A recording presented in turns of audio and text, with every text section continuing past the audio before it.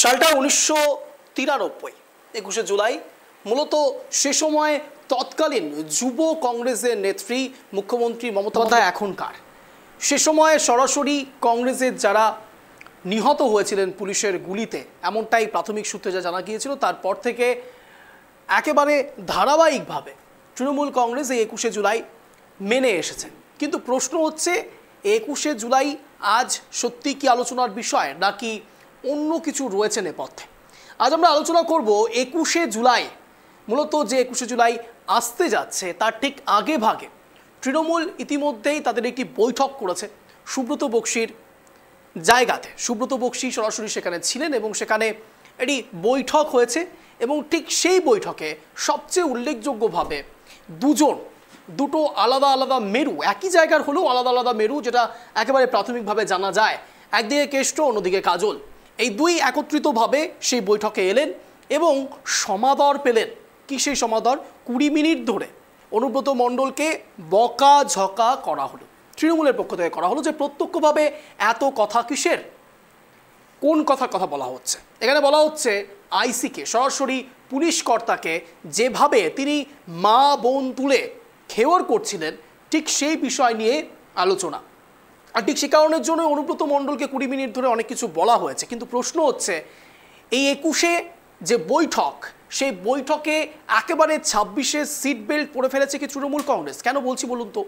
দেখুন, এই এত কিছু তো হচ্ছে, কিন্তু অনুব্রত মণ্ডল শাস্তি হিসেবে ঠিক কী পেয়েছে? আপনার মতো সাধারণ মানুষ যদি পুলিশকে গিয়ে কিছু উল্টোপাল্টা বলে, অন্তত খেওর করে, তাহলে সেক্ষেত্রে সংবিধান অনুসারে সরাসরি পুলিশ কী স্টেপ নিতে পারে। কিন্তু অনুব্রত মণ্ডলের ক্ষেত্রে সে একই রকম স্টেপ নেওয়া গিয়েছে কি? কেন নেওয়া যায়নি? সাধারণ মানুষ আর নেতাদের মধ্যে সত্যিই কি কোনো পার্থক্য রয়েছে? তারাও তো মানুষ এবং কেউ তো কনস্টিটিউশনের ওপরে নয়, কেউ তো আইনের ঊর্ধ্বে নয়। তাহলে তার ক্ষেত্রে আলাদা আইন আর সাধারণ মানুষের জন্য আলাদা আইন কেন হবে?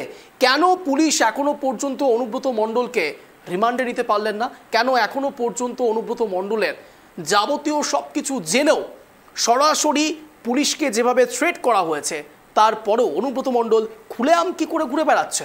তৃণমূল কংগ্রেসের পক্ষ থেকেই বা ঠিক কী করা হলো? এত কিছুর পরেও তৃণমূল কংগ্রেসের অন্দরে সরাসরি সমাদর পাচ্ছে অনুব্রত মণ্ডল। এটা কোন বার্তা প্রেরণ করছে সরাসরি সমাজের কাছে? জানার চেষ্টা করবো আগামী 1 ঘন্টায়। নমস্কার, আমি অঞ্জন, আপনারা দেখছেন ট্রাইব টিভি বাংলা। এই মুহূর্তে ঘড়ির কাঁটা পেরিয়ে গিয়েছে 6:57 পেরিয়ে গিয়েছে, কিন্তু অনুষ্ঠান শুরু হয়েছে যার নাম শব্দের কাটাকাটি, শব্দের তীরে জব্দ হয় ইস্যু। আমার প্রাথমিক এবং প্রথম প্রশ্ন আজকের এই অনুষ্ঠানের, দেখুন আমার প্রশ্ন, ফোন কাণ্ডের পরেও কেষ্টকে শুধু বকা, শাস্তি অধরা? কেষ্ট ভয়ে তৃণমূল নাকি কেষ্টই এক্স ফ্যাক্টর ভোটের, তাই এই পোষণ? প্রশ্নটা খুব ভালো করে বোঝার চেষ্টা করবেন। এই প্রশ্ন আজ আগামী 1 ঘন্টায় আমি সবার থেকে জানার চেষ্টা করব। ফোন কাণ্ডের পরও কেষ্টকে শুধু বকা, শাস্তি অধরা? কেষ্ট ভয়ে তৃণমূল নাকি কেষ্টই এক্স ফ্যাক্টর ভোটের, তাই এই পোষণ? এবার ঠিক এ জায়গা থেকে সরাসরি অনেকগুলো প্রশ্ন উত্তর পর্ব আসতে পারে, কিন্তু সরাসরি হয়েছে বললাম 26শে সিট বেল্ট। কেন বলছি? বীরভূমের জন্য অত্যন্ত গুরুত্বপূর্ণ একটি নাম অনুব্রত মণ্ডল। বীরভূমের বেতাজ, বাদশাহ, বাঘ, নানান রকম আখ্যায়িত করা হয় এই অনুব্রত মণ্ডলকে, যিনি আবার সরাসরি তিহার জেলও খেটে এসছেন। সেই অনুব্রত মণ্ডল যখন একজন পুলিশ কর্তাকে তার মা বোন তুলে খেওয়ারের রাজনীতি করে, তখন ঠিক সেখান থেকে প্রশ্ন আসতে শুরু করে, তাহলে এনারা সত্যি জননেতা নাকি শুধুই নেতা হওয়ার চেষ্টা এবং তৃণমূল কংগ্রেস শুধুমাত্র সেই নেতাদেরকে এক প্রকার ঢাল করে ভোটের ময়দানে নামতে চাইছে? সত্যি যদি তা হয় তাহলে তা ভয়ঙ্কর। 26শে বিধানসভা নির্বাচনের আগে অনুব্রত মণ্ডলের মতো মানুষ যদি খুলেআম ঘুরে বেড়াচ্ছেন, তাহলে তো প্রশ্ন আসতে শুরু করবে সাধারণ মানুষের নিরাপত্তা নিয়ে। তার কারণ পুলিশকে পর্যন্ত ছাড়ছেন না অনুব্রত মণ্ডল, যারা রক্ষক তাদের ওপরেই যদি এভাবে বলা হয়, তাহলে সিট বেল্টটা ঠিক কোন জায়গায় পড়ছে তৃণমূল কংগ্রেস? যে 26শে বিধানসভা নির্বাচনের আগে, 21শের বৈঠকের আগে অনুব্রত মণ্ডলকে একেবারে বৈঠকের মধ্যে বহাল তবিয়তে রাখা হচ্ছে। এখনো পর্যন্ত তৃণমূল কংগ্রেসের পক্ষ থেকে সেভাবে স্টেপ নেওয়া হচ্ছে না। যদি নেওয়া হয়ে থাকে তাহলে তো ভালো, আর যদি না নেওয়া হয়ে থাকে তাহলে কেন নেওয়া হচ্ছে না জানার চেষ্টা করবো। কিন্তু তার আগে প্রাথমিক অবস্থায় আমার প্রথম প্রতিবেদন আপনাদের সামনে রাখবো, তারপর বিস্তারিত আলোচনা। দেখুন,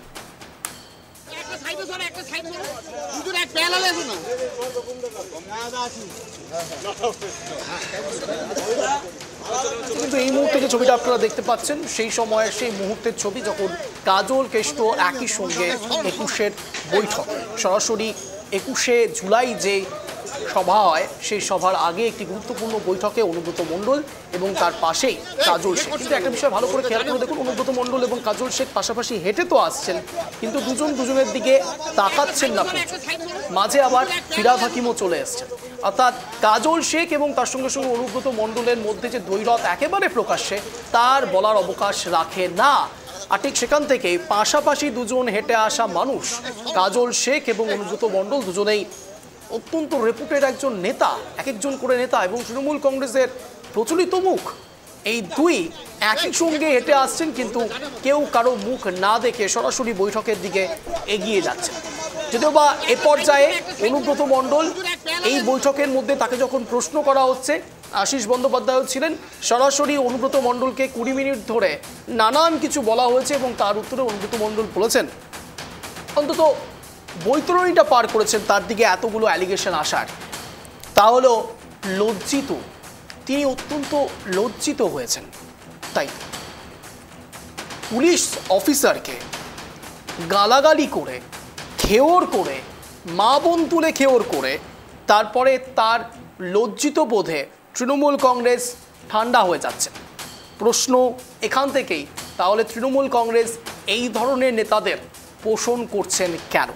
আমি সরাসরি প্যানেল ডিসকাশনে আসবো, তার মাঝে প্রতিবেদনও রাখবো, কিন্তু তার আগে এই মুহূর্তে যারা যারা আমাদের সঙ্গে জুড়ে গিয়েছেন তাদের সঙ্গে পরিচয় পর্ব সারবো। রয়েছেন আমাদের সঙ্গে মাননীয় দেবব্রত রয়, রাজনৈতিক কর্মী, তৃণমূলটাকে সমর্থন করেন, এবং অন্যদিকে সরাসরি রয়েছেন আমাদের সঙ্গে মাননীয় রুবি মণ্ডল, বিজেপি মুখপাত্র, রয়েছেন আমাদের সঙ্গে মাননীয় রতনবালা, কংগ্রেস নেতা। আপনাদের তিনজনকেই স্বাগত ট্রাইব টিভি বাংলায় শব্দের কাটাকাটি অনুষ্ঠানে। আর কিছুক্ষণের মধ্যে আমাদের সঙ্গে জুড়বেন মাননীয় সুকান্ত ঘোষ, রাজনৈতিক বিশ্লেষক। আমি প্রথমেই একটু দেবব্রত বাবুর কাছ থেকে জানার চেষ্টা করবো। দেবব্রত বাবু, বলছি একটা ফোন করা হোক না পুলিশ অফিসারকে, ফোন করে আমরা ঠিক যেভাবে অনুব্রত মণ্ডল যে ভাষায় আক্রমণ করেছেন, আমাদের যে কোনো অসুবিধে হতে পারে, পুলিশ অফিসারকে ফোন করে একটু খেওর করা যাক। দেবব্রত বাবু, খুব মজা লাগছে না? দেবব্রত বাবু, খুব আনন্দ লাগছে। হ্যাঁ, হ্যালো, বলুন দেবব্রত বাবু। হ্যালো, শোনা যাচ্ছে? হ্যাঁ বলুন, শোনা যাচ্ছে? বলুন বলুন বলুন। হ্যাঁ, বলছি খুব মজা লাগছে না আনন্দ হচ্ছে, কোনটা? না কোনটা কি করা উচিত? কোনটা? না এই অনুব্রত মণ্ডল বাজে বাজে, মানে এত ইস্যু আছে আপনাদের, মানে এই অনুব্রত মণ্ডল না হলো এমএলএ, না হলো এমপি, না হলো কাউন্সিলর, না হলো পঞ্চায়েত প্রধান, কোথাকার একটা কি বলে কোন দলের একটা কোর কমিটির মেম্বার, তাকে নিয়ে আপনাদের এত উৎসাহ আমি ভেবে পাচ্ছি না। এত উৎসাহের কি আছে?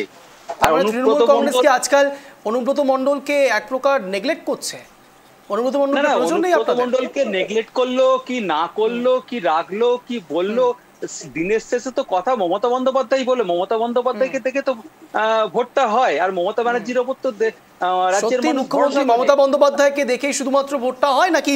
আমার প্রশ্নটা খুব অত্যন্ত বাঞ্ছিত, যে কেষ্টর ভয় পায় তৃণমূল, অথবা কেষ্টই এক্স ফ্যাক্টর তৃণমূলের ভোটের জন্য, কোনটা? না না, তৃণমূল মানুষকে ভয় পায়।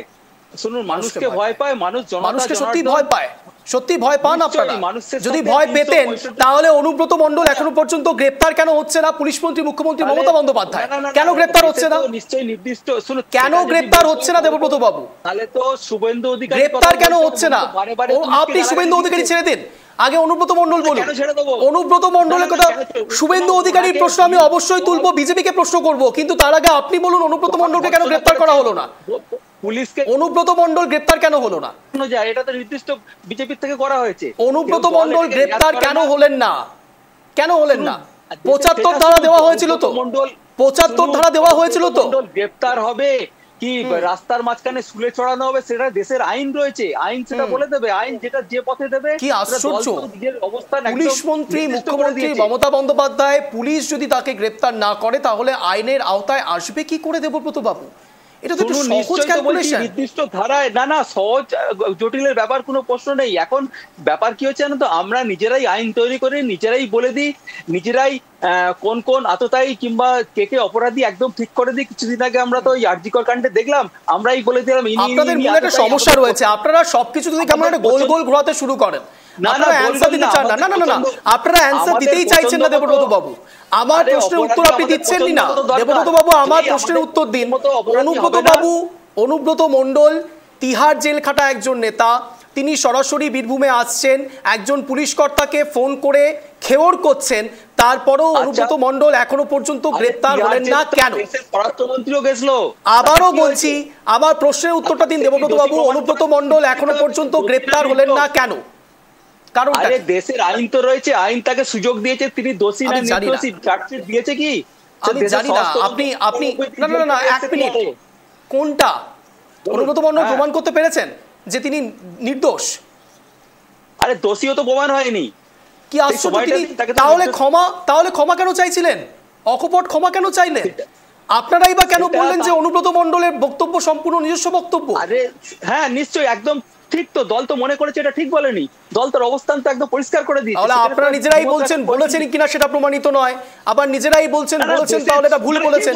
কি বলতে চাইছেন আপনি? দল তো তার নির্দিষ্ট অবস্থান জানিয়ে দিয়েছে, আবার নতুন করে তো এটা নিয়ে মানে জটলা পাকানোর তো কোনো মানে নেই। জটলা পাকানো নয়। 26-এর বিধানসভা নির্বাচনের আগে 21 অত্যন্ত একটি গুরুত্বপূর্ণ আপনাদের সভা, আমরা সবাই সেটা জানি, কিন্তু তার বৈঠকে অনুব্রত মণ্ডল আসছেন, এটা ভেবে অবাক লাগছে। তার কারণ যে 21 নিয়ে আপনারা এত গর্ব করেন, সে সময় 1993 সালের ঘটনা, সেই 21 নিয়ে গর্বের জায়গাতে অনুব্রত মণ্ডলের মতো মানুষ যিনি পুলিশকে এভাবে খেওর করেন, তিনি থাকছেন, এটা ভেবে অবাক লাগছে দেবব্রত বাবু। আর কোনো বিষয় নয়, এখানে কোনো জল ঘোলার বিষয় নয়। প্রশ্নটা অত্যন্ত স্পেসিফিক, লাউড অ্যান্ড ক্লিয়ার। বিরোধীদের এখন বিরোধিতা করার জায়গা নেই, বলারও জায়গা নেই। তারা বিভিন্ন ইস্যু নিয়ে করে, কিন্তু কার্যত তারা পুরো মমতা ব্যানার্জি সেগুলোকে তুলে মানে ওভার বাউন্ডারি বলে না, তুলে মাঠের বাইরে ফেলে দেয়। তাই জন্য এইসব ছোটখাটো ব্যাপার নিয়ে বিরোধীরা, দেখুন আবার বলছি, এটা একটা বিচ্ছিন্ন ঘটনা। দলের অবস্থান নিয়েছে। অনুব্রত বাবু যে কথা বলেছেন, আমি ব্যক্তিগতভাবে মনে করি সেটা একদমই অনুচিত কথা বলেছেন। এটাকে দলও রিয়াক্ট করে না, এবং সাধারণ মানুষ কেন যে কেউ বলবে যে অত্যন্ত কুরুচিকর ভাষা বলেছেন, রিয়াক্ট করে না। কিন্তু এটাও মনে রাখতে হবে, যারা জনপ্রতিনিধি হয়ে রয়েছেন, সেটা আমাদের দেশে হতে পারে, লাল নীল হলুদ সবুজ সব হতে পারে, তারা যে ভাষায় কথা বলে সেটা যদি একদম দেশের প্রধানমন্ত্রী থেকে শুরু করেন, আমি শেষ অবধি বলতে পারি কারা কি ভাষা প্রয়োগ করেছে। জনপ্রতিনিধি এটা মাথায় রাখা উচিত। তারা যখন এখন তাদেরকে মানুষ ফলো করে, তাদের কখনোই উচিত না এরকম কুরুচিপূর্ণ ভাষা কখনো বলা উচিত না। আমরা যদি বলতে শুরু করি, এখন বিরোধীরা পালাবার জায়গা পাবে না। প্রত্যেকের গলা থেকে কোনো না কোনো সময় কুরুচিপূর্ণ ভাষা আমরা শুনেছি। দেশের নির্দিষ্ট আইন রয়েছে, সেই আইনে নিশ্চয় যা হবার হবে। এটা নতুন করে আমার মনে হয় বিরোধীর দিকে সরাসরি বলে ঠেলে দেওয়া হলো বলটা কোর্টের দিকে। হ্যাঁ, বিষয়টা হচ্ছে, প্রথম কথা, বাংলার জনগণ আজও জানে না যে তৃণমূল কংগ্রেস কেন শহীদ দিবস পালন করছে। কংগ্রেসের 13 জন মারা গেছিল 1993-তে, সেখানে তৃণমূল কংগ্রেস বড় করে ঘটা করে একটা শহীদ দিবস পালন করে। এবং ঘটা করে আমি এই ক্ষেত্রে বলছি, আমি কিন্তু অপমান করছি না কোনো শহীদদেরকে। ঘটা করে এই কারণে বলছি, অঞ্জন, তুমি দেখবে 21 তারিখে কিভাবে রাস্তায় রাস্তায় জায়গায় জায়গায় বাস দাঁড়িয়ে থাকবে, কিভাবে পিকনিক চলবে, সেখানে থাকবে মদ মাংস নাচা গানা সব থাকবে, এবং মঞ্চ সেখান থেকে হয়তো কিছুটা দূরে থাকবে। রুবিদি, আই এম সো সরি, আপনি যে শব্দটা ব্যবহার করলেন মদ, আপনার কাছে কোনো স্পেসিফিক কোনো আছে ইনফরমেশন? একদম ভিডিওস আছে। আমি নিশ্চয়ই, আমি তো যেটার মধ্যে রয়েছি, যেই ফোনটার মধ্যে, সেটার মধ্যে আমার ভিডিওস গুলো লোডেড আছে। আমি ডেফিনেটলি তোমাকে নিশ্চয়ই সেন্ড করব, তুমি পারলে দেখিও। এবং এই কথা আজকে নয়, এটা বহুবার হয়েছে, মানে একটা টাইমে হয়েছে, একটা 21শে জুলাই এরকম আমরা দেখেছি তা নয়, আমরা অনেকবার দেখেছি। আমি বলতে বাধ্য হচ্ছি, বলতে খারাপও লাগে, এবং এই জিনিসগুলো আমাদেরকে দেখতে হয়। এবং আজকে যে অনুব্রতকে নিয়ে যে কথা হচ্ছে না অঞ্জন, খুব মানে লজ্জা আমাদের যে প্রশাসনের পক্ষ থেকে সেভাবে গুরুতরভাবে আমরা কিন্তু কোনো পদক্ষেপ নিতে দেখিনি। এবং প্রশাসন, কোথাও একটা প্রশাসনের আধিকারিক যাকে থ্রেটনিং করা হয়েছে, তার ফোন বাজেয়াপ্ত করে নিয়েছে, অথচ অনুব্রতকে এখনো অবধি দেখো খুলেআম ছুট দিয়ে রেখেছে। এবং এই মঞ্চে তুমি দেখবে না, শুধু অনুব্রত আমি বলছি না, এই মঞ্চে তুমি অনেককে দেখবে, যেই গ্রন্থাগার সিদ্দিকুল্লাহ চৌধুরী যেটা কলকাতা অচল করে দেওয়ার মতো কথাবার্তা বলেছে, এবং আমরা দেখেছি ওয়াকফের আন্দোলনে মানে নামে কিভাবে আন্দোলন করেছে, যেখানে মানে প্রশাসনের কি বলবো সরকারি সম্পত্তি ভাঙচুর হয়েছে, সেখানেও তাকে গ্রেফতার করা হয়নি। আমরা 21শে জুলাই এনাকেও এই মঞ্চে দেখবো। তুমি দেখবে যেই ফিরাদ হাকিম এত বড় বড় করে কথা বলেছিল যে দাওয়াতে ইসলাম বলেছিল, এবং শুধু তাই নয়, উনি একথাও বলেছিল যে আমরা যখন সংখ্যা লঘু থেকে সংখ্যা গুরু হব তখন বিচারটা আমরা করব এবং কোনো কিছু মানব না। সেই ফিরাদ হাকিমকেও তুমি দেখবে এই মঞ্চে। সুতরাং এই মঞ্চে তুমি মানে যারা সমাজের যারা দুষ্কৃতী, যারা বোম বাঁধে, তাকেও তুমি এই মঞ্চে দেখবে। আমি আর নাম আলাদা করে নিচ্ছি না, তুমি তাকেও এই মঞ্চে দেখবে। এই মঞ্চে তুমি তাদেরকে দেখবে যারা সমাজ বিরোধী কাজ করেছে, যারা যাদের এগেনস্টে নানা রকম কুরুচিপূর্ণ এবং যাদের এগেনস্টে অনেক অনেক অনেক বড় বড় এভিডেন্স আছে, এবং যারা সমাজকে শুধু কুলুষিত করেছে তা নয়, কলঙ্কিত করছে একটা দলকে এবং পুরো পশ্চিমবঙ্গকে কলঙ্কিত করছে। তারা যখন চেয়ারে বসে থাকে না, তখন আমাদেরকে এরকম দৃশ্য দেখতে হয় এবং বারবার দেখতে হয়। এই পুলিশ প্রশাসন এতটাই থ্রেটনিং কি আছে। এখন রুবি যেটা বললো, দেখুন রুবির বয়স কত আমি জানি না, নিশ্চয়ই বয়স কম বলে রাজনীতির ইতিহাস পড়বে না, রাজনৈতিক বিশ্লেষক হয়ে এসছেন, একটা দলীয় মুখপাত্র হয়ে এসছেন, ওনাকে নিশ্চয়ই 21শে জুলাইয়ের দেখুন যদিও অন্য দল, সে তার ইতিহাস তিনি জানেন কিনা না জানাটা কোনো অন্যায় নয়, কিন্তু তাকে জানতে হবে 21শে জুলাইয়ের মাহাত্ম্যটা কি, কেন মমতা বন্দ্যোপাধ্যায় 21শে জুলাই করতেন, কেন করা সেই সময় দরকার হয়েছিল, এগুলো একটু জেনে রাখলে মনে হয় এইগুলো হয় না। জানি জেনেই বলছি, সেই 21শে জুলাই এইভাবে পালন করা উচিত না দেবব্রত দা। শোনো 21শে জুলাই নিয়ে আপনারা কিভাবে পালন করেন সেটা আমরা জানি। না কেন পুরো কলকাতা জুড়ে সেদিন উল্লাস চলে, এটা একটা শহীদ দিবস পালন করার একটা সিস্টেম হতে পারে না? এই পিকচার 1 বছর ধরে আমরা দেখছি না, এই পিকচার বহু বছর ধরে দেখছি, এটা আপনারা চেঞ্জ কেন করছেন না?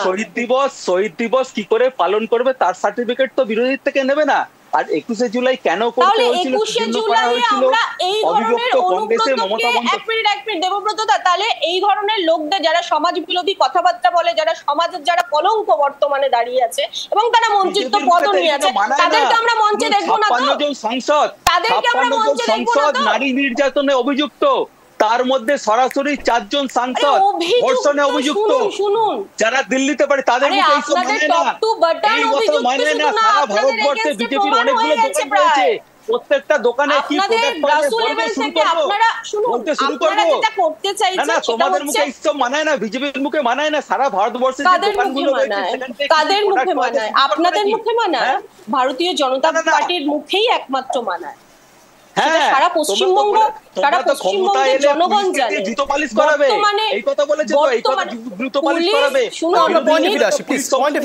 বলেছে কেন বলেছে সেটা বুঝতে হবে। যে পুলিশ ধমকি খাওয়া সত্ত্বেও, তার বাড়ির লোককে ধর্ষণের মতো ধমকি খাওয়া সত্ত্বেও, 1 মিনিট, যেই পুলিশ চুপ করে মেরুদণ্ড বিক্রি করে বসে থাকে, সেই পুলিশকে অনেকেই অনেক রকম কথা বলবে, এবং সাধারণ মানুষের মুখ থেকে একটাই স্লোগান উঠেছিল,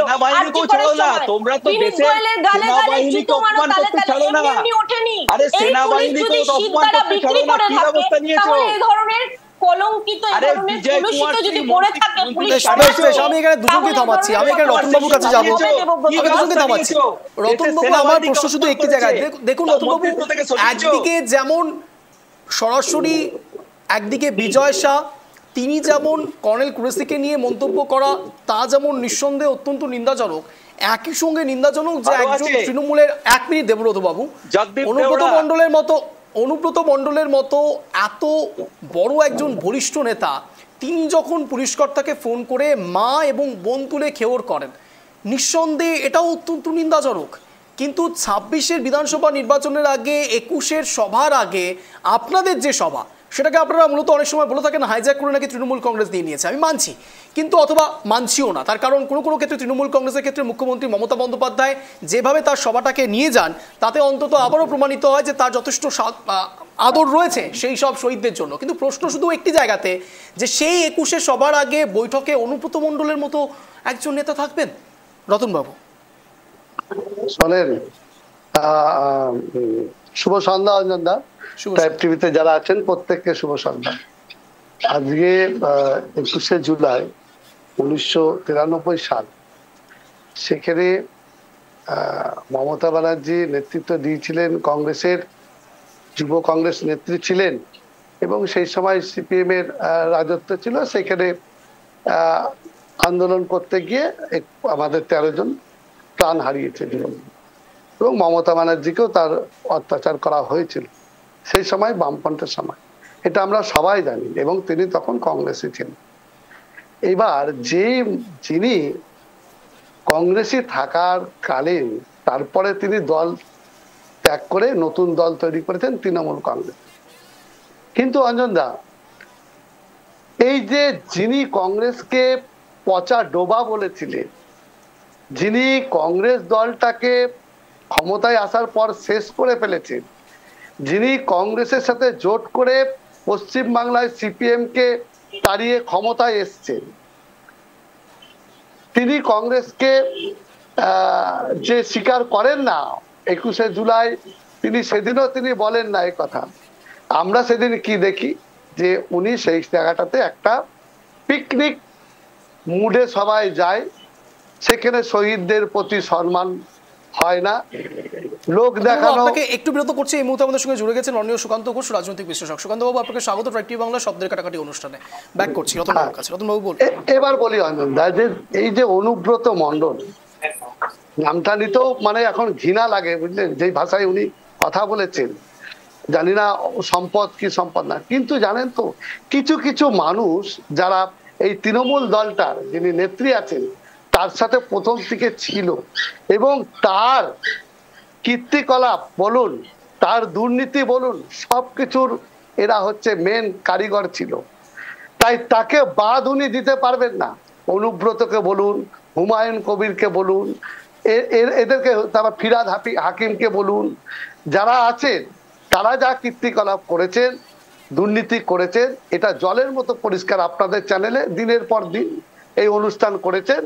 দেবব্রত বাবু জানেন কিনা জানি না, যেদিন উনি এই ধরনের গালাগালি দিয়েছিলেন, অঞ্জনদাকে বলেছিলাম যে অঞ্জনদা, রুবিদি আছে, মহিলা আছেন, উনি এইটা শব্দটা আপনি দেখিয়েন না, বাংলার লজ্জা তো। এটা আপনাদের লক্ষ লক্ষ মানুষ দেখছে আপনাদের চ্যানেলটা, সেখানটাতে আপনি কিভাবে সাফাই গিয়ে যাচ্ছেন এখানে। নরেন্দ্র মোদী যখন আপনার এবং রতনদা, সেদিন আমরা বলেছিলাম যে অনুব্রতের এগেইনস্টে কোনো কেস হবে না, অনুব্রত নরমালি, এটাও আমরা বলেছিলাম। দেখুন রুবিদি, রাজনীতিতে মত পার্থক্য থাকবে, নীতিগত পার্থক্য থাকবে, আপনার সাথে আমার বিরোধিতা থাকবে, কিন্তু দেবব্রত বাবু আপনি একটা কথা বললেন যে অবস্থানটা কি, রুবিদির অবস্থানটা কি বললেন। উনি একজন এখানে বসেছেন, একটা ডিবেটে বসেছেন, আলোচনা করছি। আপনার অবস্থানটা কি যদি জিজ্ঞাসা করি, আপনি কেন বলতে পারছেন আপনি তৃণমূলের একজন কর্মী? রাজনৈতিক কর্মী মানে কি? আপনি রাজনৈতিক যে কোনো দলের কর্মী হতে পারেন, আপনি বলুন চিৎকার করে। আমি সমর্থক, সমর্থক হিসেবে যতটুকু বলার আপনি ততটুকু বলুন। বলি তো, আপনি কংগ্রেসকে পচা ডোবা বলা হয়েছিল না, কথা বললেন, কোথায় ছিলেন আমি জানি না। আপনার অবস্থানটা যেখানে সেটুকুই বলুন। আপনি কংগ্রেসের অবস্থা তো দেখা যাচ্ছে বলতে যে আমি তৃণমূল কংগ্রেসের পক্ষ থেকে আমি এখানে বলছি, আপনি সমর্থক। কংগ্রেসের অবস্থা হচ্ছে সমর্থকদেরকে নিয়ে যদি আপনি প্রোগ্রাম করেন, যদি প্রোগ্রাম করেন, তাহলে তাদেরকে বলে দিবেন যে আপনার সমর্থন যেটুকু সেটুকুই বলবেন, কথার মাঝখানে এইভাবে যেন উনি না বলেন, কারণ সবার এখানে মতামত দেওয়ার অধিকার আছে। না হলে আপনি বলবেন যে না রতন বাবু উনি এরকম বলবেন, তাহলে আমি বলবো না, তাহলে উনি বলুন। কিন্তু আমাদের যে প্রসঙ্গটা যেটা আপনি আলোচনায় নিয়ে এসছেন, যে সেটা হচ্ছে, দেখুন গোটা পশ্চিম বাংলা জুড়ে, বিশেষ করে সারা বাংলা জুড়ে একটা ভয়ের রাজনীতি চলছে। এখানে ভয় কে দেখাতে পারে? যিনি পুলিশকে বোম মারার কথা বলতে পারেন, যিনি ঘর বাড়ি জ্বালিয়ে দেওয়ার কথা বলতে পারেন, যিনি মা বোনেদেরকে, পুলিশের মা বোনেদেরকে নিয়ে, স্ত্রীকে নিয়ে নোংরা ভাষায় কথা বলতে পারেন, সেই মানুষকে যখন মাননীয় লাইসেন্স দেয়, তাহলে সে কি ভয়ঙ্কর রূপ ধারণ করতে পারে তার এলাকায়। আজকে সারা বাংলার মানুষ দেখছে যে এই ভদ্রলোক, মানে এই ছোট লোক যিনি মা বোনদের স্ত্রীদের নিয়ে নোংরা ভাষায় কথা বলেছেন, তাকে নিয়ে মাননীয়া আজকে বৈঠক করছেন, তার মাথায় হাত বুলাচ্ছেন, তার মাথায় অক্সিজেন কম যায় দেখে কোনো হয়তো অক্সিজেন পাঠানোর ব্যবস্থা করছেন। এই দৃশ্য আজকে দেখতে হচ্ছে। বলতে পারছেন না উনি যে না, ওই ধরনের লোককে আমরা এই মিটিং এ ডাকবো না। কারণ কি? কারণ উনি এমন কিছু জানেন, যদি কোনো সময় যদি প্রেস মিডিয়া বা ইলেকট্রনিক মিডিয়ার সামনে বলে দেয় যে এই যে আমি গরু পাচার করেছি, এই যে আমি কয়লা পাচার করেছি, এই যে আমি দুর্নীতি করেছি, তার একটা অংশ আমি এই মাননীয়ার কাছে পৌঁছিয়েছি, তিনি যদি বলে দেয় তাহলে কিন্তু বোম বাস্ট হয়ে যাবে। বেশ বেশ সেরকম আমি আবারও আপনার কাছে আসবো, কিন্তু তার আগে আরও একটা বিষয় এখানে রাখা অত্যন্ত দরকারি। সুকান্তবাবু অনেকটা পরে এসছেন, তাই আমার প্রশ্নটা আরও একবার সুকান্তবাবুকে আমি জানাতে চাইবো। আজ যে প্রশ্ন দিয়ে আমি আমার অনুষ্ঠান শুরু করেছিলাম, সেই প্রশ্নটা আরও একবার দেখাবো এবং আপনার কাছে সেই প্রশ্ন নিয়ে যাব। একবার দেখুন প্রশ্নটা। ফোনকাণ্ডের পরও কেষ্টকে শুধু বকা, শাস্তি অধরা, কেষ্ট ভয়ে তৃণমূল নাকি কেষ্টই এক্স ফ্যাক্টর ভোটের, তাই এই প্রশ্ন। আমি ঠিক এই প্রশ্ন নিয়ে সরাসরি সুকান্তবাবুর কাছে যাবো। সুকান্তবাবু,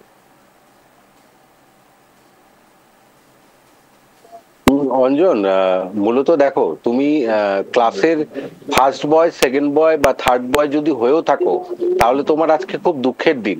কারণ প্রথম, দ্বিতীয়, তৃতীয় এবং যত 20 অব্দিও যদি যাও, আজকে যারা হয়েছিল বা হয়েছিলাম আমরা, তাদের খুব দুঃখের দিন। কারণ যারা একদম ক্লাসের লাস্ট বয় বা যারা একটু মারপিট করতে পারে, একটু মেয়েদের মধ্যে চুলোচুলি করতে পারে, তাদের অগ্রাধিকার খুব। এবং যারা শব্দের ব্যাপারে মানে শব্দ ব্রহ্ম সৃষ্টি করতে পারে, তাদের আজকের দিন। সেই শব্দ ব্রহ্ম হচ্ছে অকথা এবং কুকথা। সেই জায়গায় দাঁড়িয়ে অনুব্রত মণ্ডল শুধু লেটার মার্কস পায়নি, অনুব্রত মণ্ডল কিন্তু সত্যি মেধা তালিকার শীর্ষে অবস্থান করছে। এবং এরকম একজন নেতা, তার সঙ্গে কাজল শেখ, এবং সবচেয়ে মজার বিষয় দুজনই আছেন।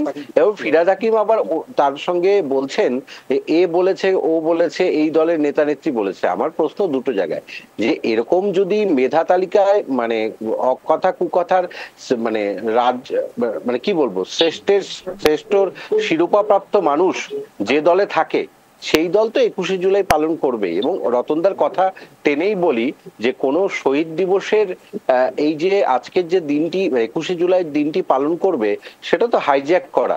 তবে মমতা বন্দ্যোপাধ্যায় এটাকে আমি সাধুবাদ জানাই যে তিনি হাইজ্যাক করতে পারেন, কংগ্রেস সেটা পারে না। সুতরাং হাইজ্যাক করে মানে ওটার শহীদদের জন্য নয়, ওটা সত্যি একটা সেলিব্রিটি এবং মঞ্চ হয়ে গেছে। ওখান থেকে আমরা হ্যাঁ বারবার এরকম বহুবার শুনবো, অনুব্রত পেছনে থাকবে, কেষ্ট থাকবে, কাজল থাকবে। এদের দিয়ে যদি মানে যারা ক্লাসের লাস্ট বয় বা হয়, তারাও কিন্তু মাঝে মাঝে ভালো দিকেও আসে। কিন্তু একে আমরা দেখেছি শুধু ধমকাতে চমকাতে, চড়াম টরাম এগুলো করবে, নকুলদানা, মানে কোথাও গিয়ে যেন আমার মতে এই মানে শহীদ দিবস পালনের মঞ্চটাকে আর অন্য কোনো ভাবে ব্যবহার করা যায় কিনা, তৃণমূল কংগ্রেস এটাই করে গেছে। কিন্তু শহীদদের যদি আজকে, যারা আজকে শহীদ হয়েছে, তারা অত্যন্ত কষ্ট পাচ্ছে, মানে শহীদ হয়ে উপরেও শান্তিতে নেই। যে এই যে অনুব্রত এইসব মানুষকে নিয়ে যারা লেটার মার্কস প্রাপ্ত অকথা কুকথায়, দেবব্রতরা উত্তর দেবেন নিশ্চিত, কিন্তু শহীদদের একটু শান্তি দিন। এটা অন্তত আমি রাজনৈতিক বিশ্লেষক হিসেবে আপনাদের দলের কাছে আশা রাখি। ধন্যবাদ। শহীদদের শান্তি কিভাবে দেবে তৃণমূল কংগ্রেস আমি জানি না, অন্তত কংগ্রেস কিভাবে এতদিন ধরে দিয়ে এসছে সেটাও জানার চেষ্টা করবো। কিন্তু তার আগে একটি বিশেষ প্রতিবেদন আপনাদের সামনে রাখছি, তারপর দেবব্রতবাবুর কাছে যাচ্ছি। দেখুন, 26 আর এবার ভবানীপুরে অনুষ্ঠিত 21শে জুলাইয়ের প্রস্তুতি বৈঠকে যোগ দিলেন অনুব্রত মণ্ডল। 26-এর বিধানসভা নির্বাচন যতই এগিয়ে আসছে, ততই স্পষ্ট হচ্ছে তৃণমূল কংগ্রেস এবার দলীয় ঐক্যের প্রশ্নে কোনো ঝুঁকি নিতে চাইছে না। আর সেই লক্ষ্যেই শুরু হয়েছে জেলার অন্তর্কলহ মেটানোর চেষ্টা। বিশেষ করে বীরভূম জেলার দুই শীর্ষ নেতা অনুব্রত মণ্ডল ও কাজল শেখের মধ্যে দীর্ঘদিনের দ্বন্দ্ব এখন তৃণমূলের বড় মাথা ব্যথার কারণ হয়ে দাঁড়িয়েছে। বীরভূমে অনুব্রত মণ্ডল ও কাজল শেখের দ্বন্দ্ব বহুদিন ধরেই দলীয় অন্দরে আলোচনার বিষয়। এই দুই নেতার দ্বন্দ্ব এখন তৃণমূল নেতৃত্বের জন্য এক বড় চ্যালেঞ্জ, কারণ বীরভূমে দলকে ঐক্যবদ্ধ রাখা নির্বাচনের আগে অত্যন্ত গুরুত্বপূর্ণ। দ্বন্দ্বের প্রভাবে স্থানীয় কর্মীদের মধ্যে বিভাজন তৈরি হলে তার প্রভাব নির্বাচনে পড়তে বাধ্য। 21শে জুলাইয়ের প্রস্তুতি বৈঠকের আগে পার্টি অফিসে বীরভূমের দুই যুযুধান নেতা অনুব্রত মণ্ডল এবং কাজল শেখকে ডেকে নিয়ে গিয়ে আলাদা করে 15-20 মিনিট ধরে বৈঠক করেন ফিরহাদ হাকিম। সেই বৈঠকে উপস্থিত ছিলেন অরূপ বিশ্বাসও। যেটা করেছে সেটাকে আমরা কেউ সমর্থন করি না, কিন্তু তার মানে এই নয় যে আপনাদের সবসময় প্রশ্ন ফেস আমায় করতে হবে।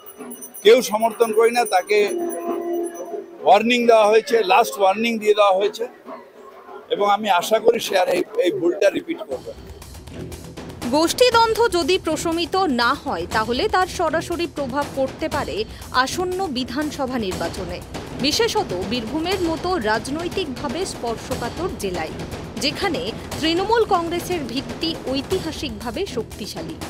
এই প্রেক্ষিতেই 21শে জুলাই শহীদ দিবসের প্রস্তুতি বৈঠকের আগে কলকাতায় তৃণমূল ভবনে অনুব্রত মণ্ডল ও কাজল শেখকে ডেকে নিয়ে পৃথকভাবে বৈঠক করেন ফিরহাদ হাকিম ও অরূপ বিশ্বাস। প্রায় 15-20 মিনিট ধরে চলে এই মধ্যস্থতা।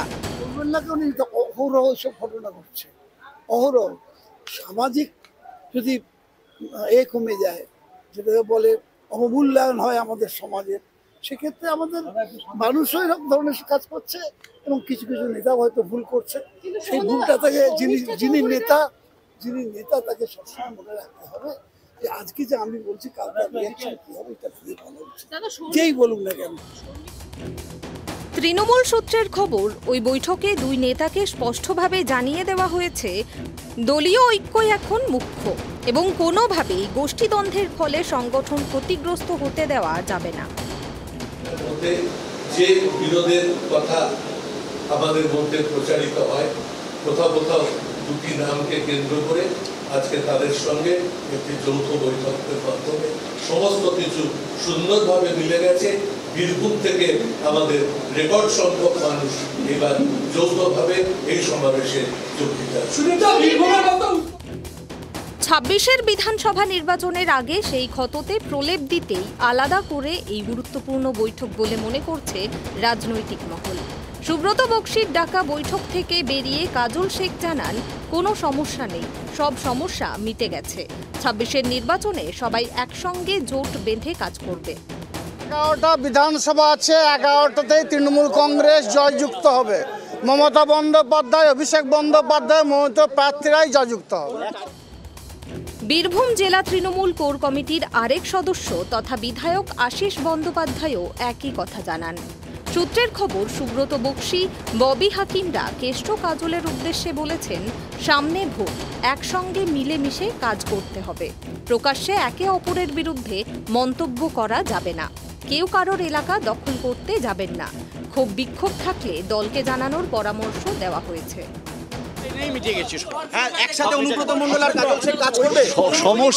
সমস্যাই নেই। আর যদি কিছু বলতে হয় এই সম্পর্কে কিছু জানতে হয়, সুব্রত বক্সির সঙ্গে কথা। সূত্রের খবর, এদিন বৈঠকে অনুব্রত মণ্ডলকে মাথা ঠান্ডা রাখার কথাও বলেছেন সুব্রত বক্সি, ববি হাকিমরা।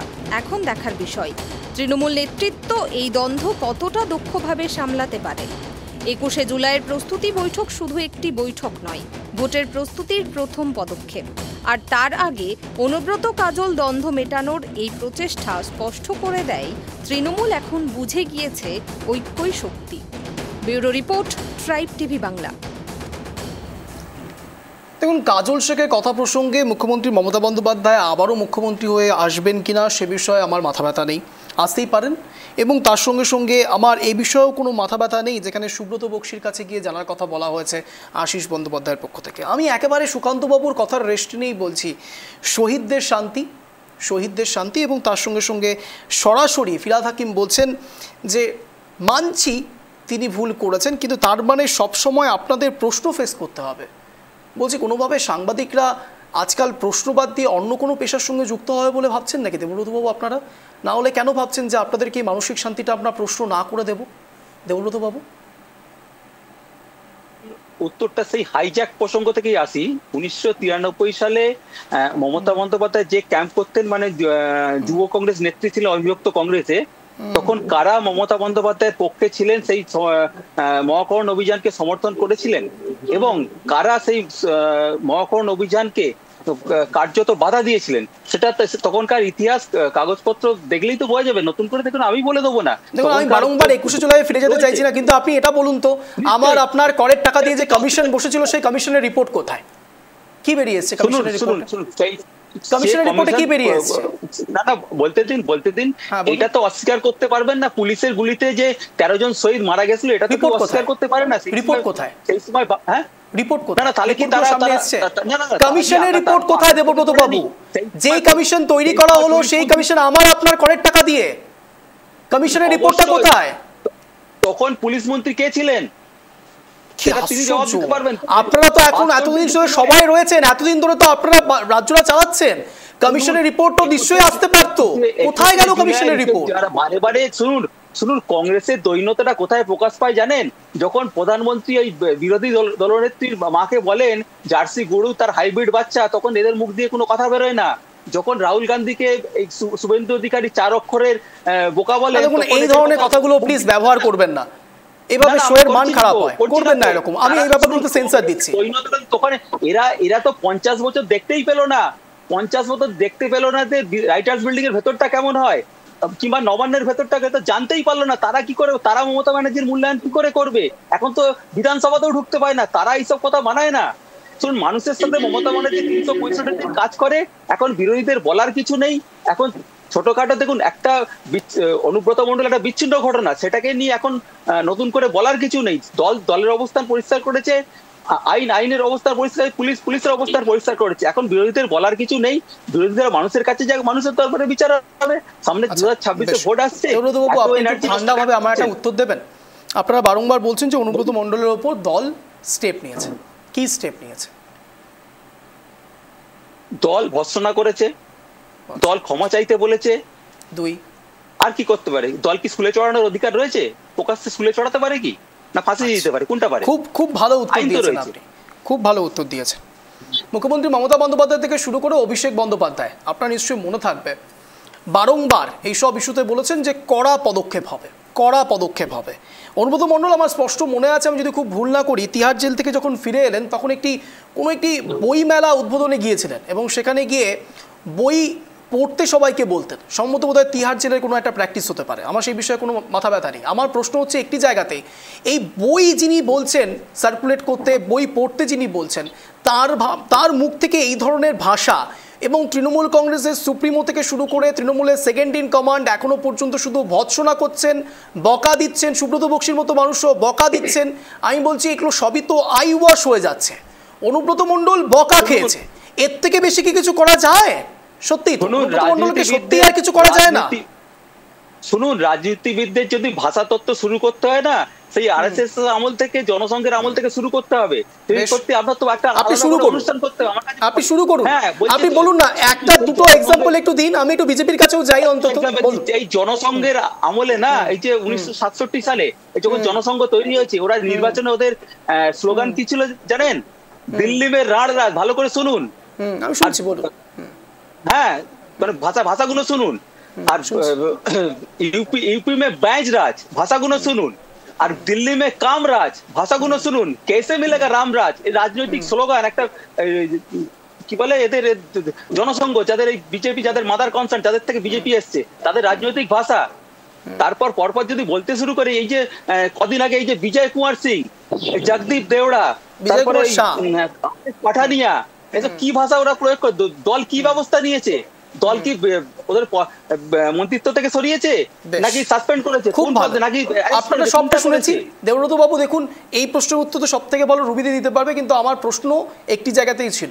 এই এতগুলো উদাহরণ যতগুলো আপনি দিলেন, আপনাকে সময় দিয়েছি, আপনি উদাহরণ টেনে টেনে বললেন এবং বললেন আমাকে মন দিয়ে শুনতে, আমি মন দিয়ে শুনেছি। আপনি বলুন তো, এই একটা এক্সাম্পলও কি বাংলার এক্সাম্পল? বাংলা এক্সাম্পল আছে দেবো? হ্যাঁ দিন। সামনেই তো রয়েছে, শুভেন্দু অধিকারী রয়েছে, সুকান্ত মজুমদার রয়েছে, দিলীপ বাবু রয়েছে, কত ভুরি ভুরি উদাহরণ রয়েছে। লকেট চট্টোপাধ্যায়। আমি রুবিদির কাছে যাই, রুবিদি বলুন। শেষ হবে না তো, এই বলতে পারছি। দেখুন দেবুদা কি বলছে আমার তো মাথায় ঢুকছে না, কারণ যে ধরনের কথাবার্তা শুভেন্দুদা বলুন, দিলীপদা বলুন, সেখানে কেউ ভুল বলেনি। কারণ পুলিশ সিদ্ধারাটা বিক্রি করে দিয়েছে, সেটা আমরা দেখতে পাচ্ছি, এবং সাধারণ মানুষের থেকেও কিন্তু সেম স্লোগান আমরা কিন্তু শুনেছি। আমরা যদি ভুল না করি, না রুবিদি, আমি যদি খুব ভুল না করি, সম্ভবত দেবব্রত বাবু দিলীপ ঘোষের নামটা নেননি। আপনি দিলীপ ঘোষের নামটা নিলেন। না না, আমার মনে হয় সম্মত না, দেবব্রত বাবু সম্ভবত শুভেন্দু অধিকারী এবং লকেট চৌধুরী এবং সুকান্ত মজুমদারের নাম নিয়েছেন। না না, দিলীপ দার নামটাও নিয়েছে, উনি 4টে নামই নিয়েছেন। ঠিক আছে, সেই সূত্রেই আমি বলছি যে কেউ তো কিছু ভুল বলেনি। যদি বলেও থাকে, পুলিশের বর্তমান যা ভূমিকা সেটা নিয়ে আমাদের তো প্রশ্ন আসছেই, সাধারণ মানুষ হিসেবেও আমাদের প্রশ্ন আসছে। এবং এখন যেটা বর্তমানে দেখা যাচ্ছে, বিষয়টা হচ্ছে, দেখুন, তৃণমূল কংগ্রেস কি পদক্ষেপ নেবে সেটা কিন্তু বড় কথা নয়, এর আগেও আমি আপনার চ্যানেলে এসে বলেছি। কিন্তু প্রশাসনের পক্ষ থেকে যে ভূমিকা নেওয়ার কথা, কিন্তু সেই ভূমিকা কিন্তু আমরা পাইনি। পুলিশ মন্ত্রীর ভূমিকা আমরা কিন্তু কিচ্ছু দেখতে পাচ্ছি না, এবং পুলিশ মন্ত্রী এগুলোকে প্রশ্রয় দিচ্ছে। তার পুলিশের একজন কার্যকর্তাকে এভাবে অপমানিত হতে হচ্ছে, সুতরাং পুরো পুলিশ ডিপার্টমেন্ট অপমানিত। সেখান থেকে কি পদক্ষেপ হলো? তৃণমূল কংগ্রেস কি করলো? তাকে কি খাওয়ালো না খাওয়ালো, তাকে বসিয়ে দুটো কথা শোনালো, কি শোনালো, আমাদের তাতে মাথা ব্যথা নেই। প্রশাসন আর তৃণমূল এক কি করে হয়ে যাচ্ছে? দুটো জিনিস আলাদা। এটা একটা পলিটিক্যাল পার্টি আর এটা একটা সরকার, দুটো কেন এক জায়গায় চলে আসছে? সরকারের পক্ষ থেকে, প্রশাসনের পক্ষ থেকে কেন কোনো রকম ভাবে কোনো স্টেপ এখন অবধি নেওয়া হয়নি? এবং তৃণমূল যে বড় বড় কথা বলে যে আমরা কোনোভাবেই এই সমস্ত বরদাস্ত করবো না, আমরা কড়া পদক্ষেপ নেবো, সেই কড়া পদক্ষেপ আজ পর্যন্ত আমরা দেখিনি, বরঞ্চ তোল্লা দিয়ে গেছে। এই তোল্লার জন্য কিছু না, তোল্লার জন্য এভাবেই ভোট হয় অঞ্জন। প্রতিবার ইলেকশনের আগে থ্রেট শুনতে হয়। তুমি জানো না অঞ্জন, আমাদের এখানে, আমি যেখানে বাস করি সেখানেও ইনফ্যাক্ট দোকানের ওপরে তালা মেরে দেয়, থ্রেটনিং করে, মা বউ বাচ্চাদের মার্ডার করে দেব, তোর মা বউ বাচ্চাদেরকে নিয়ে যাব, অনেক রকম কথা আমি যেগুলো ইউজ করতে পারছি না, অনেক রকম বাজে বাজে নোংরা কথা শুনতে হয় এবং এদেরকে দিয়েই করানো হয়। তাই জন্যই তৃণমূল কংগ্রেস এদেরকে মাথায় চড়িয়ে রেখেছে, কারণ তৃণমূল জানে সাধারণভাবে গণতান্ত্রিক পদ্ধতিতে যদি ভোট হয়, তৃণমূল একটা মানুষও ভোট দেবে না, একটা মানুষও ভোট দেবে না। এরকম থ্রেট কালচার করে, এরকম ভাবে সন্ত্রাস করে, এভাবেই এরা প্রতিনিয়ত ভোট করে এসছে এবং এদেরকে এরা মাথায় তুলে রেখেছে। এবং আজকে আমি খুব অবাক হয়ে যাচ্ছি, পুলিশ মন্ত্রীর পক্ষ থেকে এবং প্রশাসনের ভূমিকা শূন্য আজও অনুব্রত ঘুরে বেড়াচ্ছে। এটা আমাদের অত্যন্ত লজ্জার ব্যাপার। সরকার যা কাজ করছে বর্তমানে, প্রত্যেকটি স্টেপে সাধারণ মানুষ রাস্তায় নেমে যাচ্ছে। আর দেবব্রত দার বলছে যে আমরা নাকি কোনো ইস্যু পাচ্ছি না, আমরা কোনো ইস্যু পাচ্ছি না। আপনি বলছেন প্রত্যেকটা দিন এক একটা করে ইস্যু হচ্ছে। আপনি জানেন আজকে কি হয়েছে? আজকেও নিউজে দেখেছি যে কিডনি বিক্রিতেও তৃণমূলের লোক, এবং দুদিন আগে আমরা একটা নিউজ দেখলাম যে মাটি খুঁড়ে সব দেহ, মানে কঙ্কালও নিয়ে যাচ্ছে চুরি করে। মানে তৃণমূল কোন স্তরে বাকি রাখিনি চুরি করতে, এবং তারপরও তারা কিভাবে ভোটে জিতছে। ঠিক অনুব্রত, কাজল, এদের মতো লোকদের তোল্লায় তুলে এবং থ্রেটনিং করে, থ্রেট কালচারটাকে বজায় রেখে, সন্ত্রাস কালচারটাকে বজায় রেখে। দ্রুত আমি দেবব্রত বাবু উত্তরটা নেব, তারপরে আমি রতন বাবুর কাছে যাচ্ছি। দেবব্রত বাবু বলুন। এখন দেখুন, এখন রুবিকে দেখতে হবে, রুবি আসল হিন্দু না জালি হিন্দু, এটা আমি বলছি না, এটা শুভেন্দু বলছে। এখন সেটা দেখতে হবে কি ধরনের হিন্দু। এখন হিন্দুরও তো ভাগ আছে, আবার আসল বিজেপি না ভেজাল বিজেপি, এখন কি ধরনের। এই জন্যই ভারতীয় জনতা পার্টির পক্ষ থেকে একটা স্লোগান তোলা হয়েছে। না না, আমরা বলছি না হিন্দু তুমি এক হও, শুভেন্দু বাবুর কথা বলছি, শুভেন্দু বাবু বলেছেন, আমি বলিনি। না না না না, আপনি বোঝেননি তাহলে। শুভেন্দুদার কথা আপনার মাথার উপর দিয়ে বেরিয়ে গেছে। আমরা ডাইভার্ট হচ্ছি, পয়েন্টে কথা বলুন দেবব্রত বাবু। আসল বিজেপি না ভেজাল বিজেপি? আর এই যে বারে বারে বলছে না এই অমুক পাচার তমুক পাচার, আপনি তৃণমূল না কংগ্রেস তৃণমূল, সেটাও আমাদেরও ভেজাল কি সত্যি সেটা আমরাও জানি না। এইসব ভেজাল ফেজাল, এইসব বোকা বোকা কথা বলে দেবুদা লাভ নেই। আরে আমি বলছি না, কথা বলুন, টপিক থেকে বেরিয়ে তো অদ্ভুত কথা, এটা তো শুভেন্দু বাবু বলছে, আমার কথা নয়। আপনারা কি শাস্তি দিয়েছেন? আচ্ছা, সিদ্দিকুল্লাহ চৌধুরীকে এখন অবধি প্রশাসনের পক্ষ থেকে কি শাস্তি দেওয়া হয়েছে? সেনাবাহিনীকে অপমান করার জন্য জগদীপ দেওড়াকে কি আইনি পদক্ষেপ হচ্ছে? একদম প্রস্তুত হচ্ছে। তাকে দেখবেন না, তাকে দেখবেন না মঞ্চে সেভাবে। আমি আপনাকে বলছি তাকে দেখবেন না মঞ্চে। আপনি বলুন আপনারা কি পদক্ষেপ নিয়েছেন? শুদ্ধ হয়ে গেছে। শুভেন্দু অধিকারীকে চোর কে বলেছিল? শুভেন্দু অধিকারী কোন সময় চুরি করেছিল? চোর কে বলেছিল? তৃণমূলের সময় চুরি করেছিল। কেন চুরি করেছিল? কারণ তৃণমূল বাধ্য করেছিল। শুদ্ধ হয়ে যায়, কারণ তৃণমূল বাধ্য করেছিল। আমি এই পয়েন্টটা আসতে চাইছি। ভারতীয় জনতা পার্টি, ভারতীয় জনতা পার্টি বাধ্য হয়ে চুরি করা, আমি আসছি দেবব্রত বাবু। রুবিদি বাধ্য হয়ে চুরি করা আর চুরি করার মধ্যে সততা প্রমাণ হয়ে যায় এমনটা কিন্তু, আমি আসছি দেবব্রত বাবু। দেবব্রত বাবু আমি আসছি। রুবিদি, আমার প্রশ্ন হচ্ছে, আপনি এক্ষুনি বললেন যে বাধ্য হয়ে চুরি করেছিলেন, কোন সময় চুরি করেছিলেন? তৃণমূলের সময় চুরি করেছিলেন। আমি বলছি বিজেপিতে গেলে পরে কি সেটা ওয়াশ হয়ে গেল? যদি সত্যি ওয়াশ না হয়ে থাকে তাহলে আপনি এই কথাটা এখন কেন বললেন যে কখন চুরি করেছিলেন? আপনি তো মেনে নিলেন তৃণমূল কংগ্রেসের সময় থাকাকালীন অবস্থায় চুরি করেছিলেন। তৃণমূলের সবাই কিছু এই সময় শব্দের কারখানি অনুষ্ঠান যদি সত্যি সত্যি কোনো তদন্তকারী টিম দেখছেন তাহলে তো আপনাকে এবার ডাকবেন, তার কারণ আপনি সরাসরি বললেন যে শুভেন্দু অধিকারী চুরি করেছেন, আপনি তো বললেন। শুনুন না বিষয়টা হচ্ছে ওরা যে এলিগেশনটা লাগাচ্ছে যে পেপারে মোলা জিনিসটা, আমি এটা নিয়ে আগেও বলেছি। এবার দ্বিতীয় কথা, এরা যদি বলেও থাকে চুরি করেছে, সেখানে যদি সে চুরি করেও থাকে, তৃণমূলে যেই যাবে তাকে চুরি করতে হবে, কারণ তৃণমূলের নীতিটাই হচ্ছে চৌর্যবৃত্তি। এবার ভারতীয় জনতা পার্টি যখন থেকে আমরা আজ পর্যন্ত দেখিনি এরকম কোন চৌর্যবৃত্তি করতে বা চৌর্যবৃত্তির সাথে যুক্ত হতে, কারণ ভারতীয় জনতা পার্টির প্রত্যেকটা দলের নীতি আদর্শ আলাদা থাকে।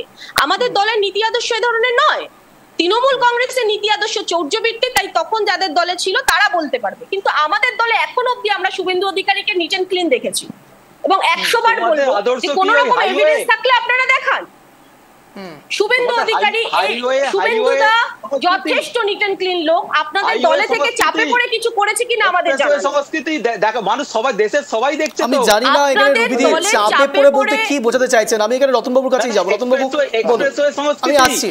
রতনবাবু আপনার কাছে যদি কোনো ডেফিনেশন থাকে প্লিজ বলবেন। এই চাপে পড়ে চুরি করার মধ্যে ঠিক কি পার্থক্য আমি ঠিক বুঝতে পারছি। চুরির ব্যাপারেই বলি, হ্যাঁ চুরির ব্যাপারেই বলি অঞ্জন দা, যেটা দেখালেন প্রতিবেদনটা, অন্যায় যে করে, অন্যায় যে সহে, তব ঘৃণা তারে তৃণ সমুদায়।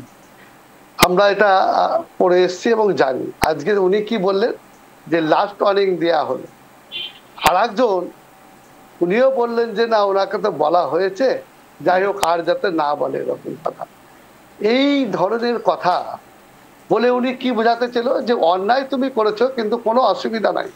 সবচেয়ে বড় কারণ কি জানেন অঞ্জন দা, যে এই যে যারা দুর্বৃত্ত বলুন, লুম্পেন বলুন, তোলাবাজ বলুন, দুর্নীতিবাজ বলুন, গুন্ডা বলুন, জমি মাফিয়া বলুন, এরা খুব সংঘবদ্ধ। এরা জানে যে যদি মসনাদে দিদি না থাকে তাহলে আমাদের এই ব্যবসা চলবে না। তাই এদের মধ্যে এক শিয়ালে যদি হুক্কা হুয়া করে, পাশ থেকে ওদেরই 10 শিয়াল এসে বলবে ক্যা হুয়া। আর আমাদের মতো যারা ন্যায়বান নিষ্ঠাবান মানুষ, যারা দুর্নীতিকে কখনোই প্রশ্রয় দেয় না, সেই ধরনের মানুষগুলো বিচ্ছিন্ন এখন, তারা এক সাইড হয়ে গেছে। তাদেরকে আগে শেষ করো, এটা করেছে মাননীয়া। কারণ তিনি দেখেছেন যে পশ্চিম, আমি জানি না এখানে এক সাইড বলতে আপনি অধীর রঞ্জন চৌধুরীকে বললেন কিনা, কিন্তু যদি সত্যি এটা বলে থাকেন তাহলে তো সেই ক্ষেত্রে জাতীয় কংগ্রেসের যথেষ্ট হাত রয়েছে। আমি একেবারে অন্তিম রাউন্ড দিকে যাচ্ছি। এবার সবাইকে 1 মিনিট করে স্ট্যান্ড পয়েন্ট রাখার সুযোগ দেবো। আমি প্রথম সুযোগ দেবো সুকান্ত বাবুকে। সুকান্ত বাবু, আপনার 1 মিনিট সময় শুরু হচ্ছে এখন। আনইন্টারাপ্টেড, শুধু প্রশ্ন একটি সংযোজন থাকবে, তা হলো 21-এর বৈঠক, 26-এর সিট বেল্ট। আপনার সময় শুরু হচ্ছে এখন। এছাড়া কিছু নয়, আমরা 3 জনকে ভুলে যাচ্ছি। আমি দেবব্রতদার কাছে উত্তর নেব। একজন হচ্ছে স্পেশাল ব্রাঞ্চের এএসআই নির্মল বিশ্বাস, সার্জেন্ট প্রদীপ সরকার। নির্মল বিশ্বাস শেষ অবধি 18 বছর মানে লড়াই করে চাকরিটা পেয়েছিল। সার্জেন্ট প্রদীপ সরকার রিটায়ারমেন্ট হয়ে যায়। কনস্টেবল সিরাজুল ইসলাম, তিনি কিন্তু এক ফেরিওয়ালা হয়েছিলেন। এরা প্রত্যেকে 1993 সালে 21শে জুলাই মমতা বন্দ্যোপাধ্যায়কে পুলিশের হাত থেকে বাঁচিয়েছিল। তার পরবর্তীকালে যে কমিশন হয়, সেই কমিশনের রিপোর্ট এখনো অবধি আসেনি কেন?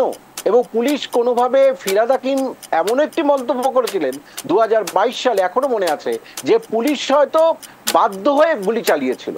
তাহলে কার বক্তব্য ঠিক? এই 21শে জুলাই কি শুধুমাত্র 26-এর প্লট? এই 21শে জুলাই কি কেষ্ট বেষ্টু এগুলোদের নিয়ে বিভিন্ন মানে রাজনীতির অখাদ্য কুখাদ্যদের নিয়ে রাজনীতিতে গ্রহণযোগ্য জায়গা তৈরি করা? তাহলে তৃণমূল কংগ্রেসের এই 21শে জুলাই, তাহলে সিরাজুল ইসলাম, এদেরকে ন্যায়সঙ্গত দাবি আদায়ের জন্য মঞ্চ হওয়া উচিত। তাদের 18 বছর কেন লড়াই করতে হলো? তাদের নিজেদের যারা মমতা বন্দ্যোপাধ্যায়কে বাঁচিয়েছিল তাদের কথা কেন মমতা বন্দ্যোপাধ্যায় এতদিন ভাবেনি? এটা দেবব্রত দাকে উত্তর দিতে হবে। দেবব্রত বাবু, আপনার 1 মিনিট সময় শুরু হচ্ছে এখন, আনইন্টারাপ্টেড। হ্যাঁ, এই যে সুকান্ত বাবু বললেন না, খুব দারুণ কথা বলেছেন। মমতা বন্দ্যোপাধ্যায়কে পুলিশের হাত থেকে বাঁচিয়েছিল, একদম সঠিক বলেছেন।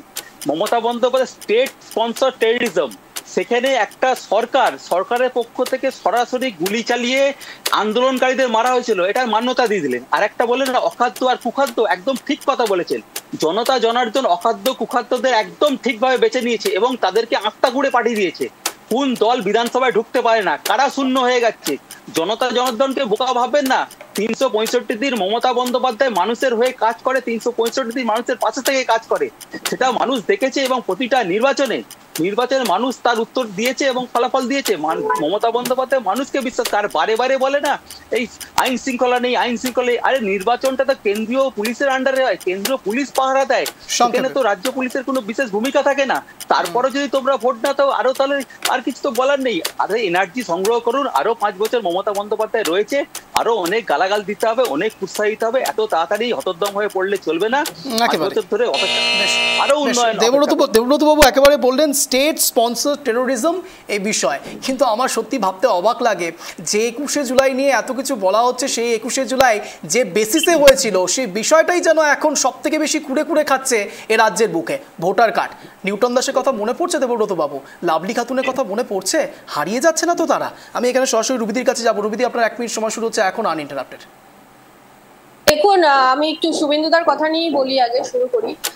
শুভেন্দুদার বিষয়টা যেটা বারবার করে বিরোধী দল থেকে বলছে, শুভেন্দুদার দলের মানে নেতা, শুভেন্দুদা যে ধরনের নেতা এবং শুভেন্দুদার মতো যারা নেতা আছে তারা কেউ তৃণমূলে থাকতে পারবে না, ওরকম চৌর্যবৃত্তির দলে কেউ থাকতে পারবে না।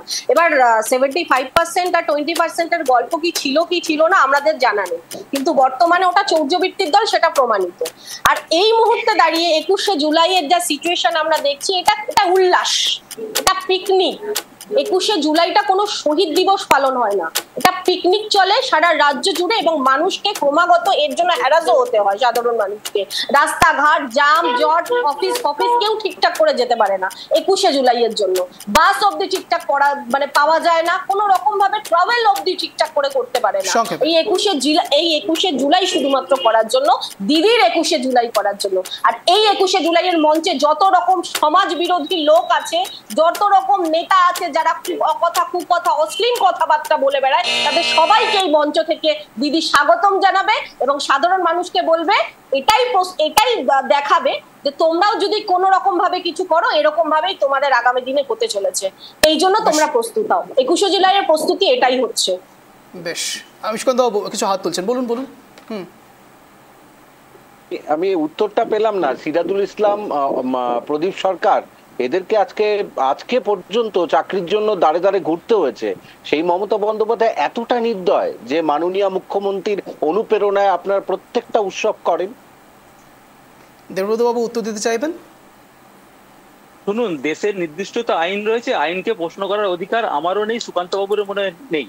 যদি কিছু সমস্যা থেকে থাকে সেটা দেশের আইন যা ব্যবস্থা নেবে। বারে বারে বলেন না আইনের দরজায় আপনি উত্তর দিতে সেই আলটিমেট আইনের দিকেই ঠেলে দিয়েছেন। আমি রতন বাবুর কাছে যাব।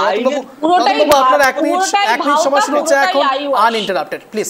রতন বাবু দেখুন, আমরা ভারতীয় জাতীয় কংগ্রেস, আমরা ভারতবর্ষ পরিচালনা করেছি এবং স্বাধীনতা আন্দোলন আমরা করেছি।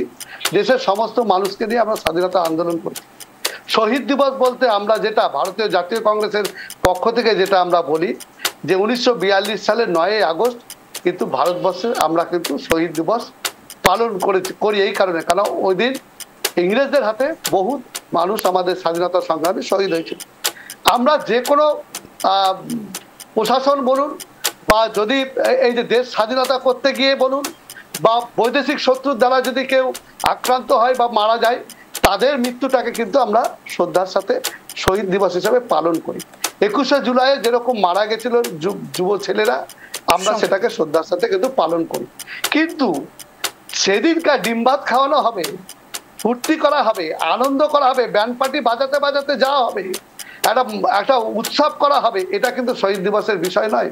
শহীদদের প্রতি শ্রদ্ধা জানানো, সম্মান জানানোই হচ্ছে শহীদ দিবস। আমরা সেটা 9ই আগস্ট 1942 সালে যেটা হয়েছিল সেটাকে আমরা মানি। আমার সত্যি ভাবতে অবাক লাগে যে 21শে জুলাই নিয়ে এত কথা হচ্ছে, সেই 21শে জুলাই একসময় কংগ্রেসের 21শে জুলাই, সেই 21শে জুলাই পরবর্তীকালে তৃণমূল কংগ্রেস নিচ্ছে। ভাবতে অবাক লাগে, সেই তৃণমূল কংগ্রেস আবার কংগ্রেসের জন্য নানান কথা বলে। আবার উল্টো দিকে কংগ্রেস 21শে জুলাইকে কার্যত এবার নস্যাৎ করতে চলেছে, ভুলতে চলেছে। তার সব থেকে বড় নিদর্শন দিলেন রতনবাবু। রতনবাবু বলছেন 1942-এর একেবারে 9ই আগস্টকে কোট আনকোট করে, অর্থাৎ কোনো এক জায়গায় এই যে দ্বৈরথ চলছে, সেই দ্বৈরথের মাঝেই ঠিক 98 সাল তৃণমূল কংগ্রেস সরাসরি গঠিত হলো। আর তারপর থেকেই রাজ্যের হাল, সে আপনারা বেহালি বলুন কিংবা সুফল বলুন, অন্তত লক্ষ্মীর ভাণ্ডার দিয়ে আমরা জানি না, প্রশ্ন উত্তর পর্ব সবটাই আপনাদের হাতে। এরকমই টানটান শো দেখার জন্য প্রতিদিন ঠিক সন্ধ্যে 6টা 57 নজর রাখুন ট্রাইব টিভি বাংলার পর্দায়। শব্দের কাটাকাটিতে, শব্দের তীরে জব্দ হবে ইস্যু। নমস্কার।